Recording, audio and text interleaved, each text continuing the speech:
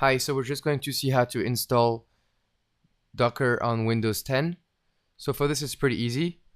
You just open your web browser and you type Docker for Windows install.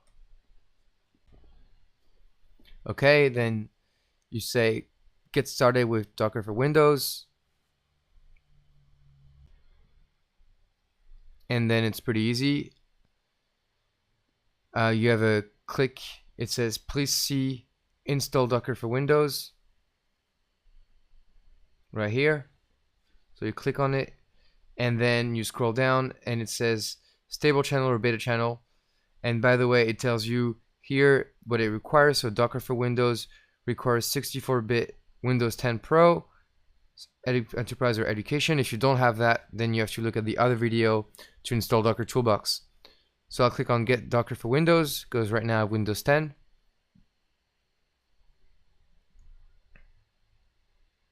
And I save it. It's 100 megabytes, so it may take a little bit of time. For me, it's going to take about a minute, so I'll just pause the video until then. Okay, so the download is now finished, and I'm just going to run. So the install is pretty easy. You just have to just go forward and click on install. You may get some security prompts like this one, so just click on yes, and Docker is getting installed. It's copying the new files. Then you have a tick box saying launch Docker. So yes, leave it ticked and then click on finish and Docker will launch for you. So on the bottom right, you see a notification saying Docker is starting.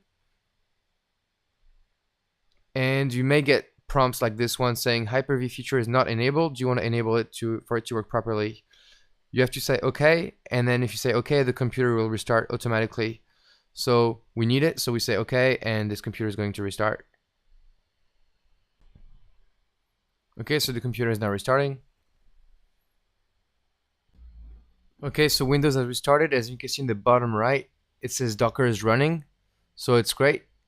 So to get started with Docker, it's pretty easy. The one thing you have to do is start a command prompt, which is right here. You type cmd in the bottom left, and we're just going to make sure of a few things. So if we type docker -- version, we see you use Docker version 1.13.1, which is great. And then if we do docker compose -- version, we use docker compose 1.11.1, which is great as well. Just a way to make sure that Docker is running for you is you do docker run hello-world, and it says unable to find image locally. That's normal.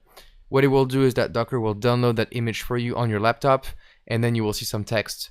So I'm going to show you what it looks like. It's going to pull an image, which is what we see right now. And then when it's downloaded, it's going to run it. And you see something. It says, hello from Docker. This message shows that your installation appears to be working correctly, which is what we want. So we have a working Docker install. So remember, on this thing, you can just run Docker prompts directly from the command line. And that's about it. And directly run on your machine. So follow me in the next lecture.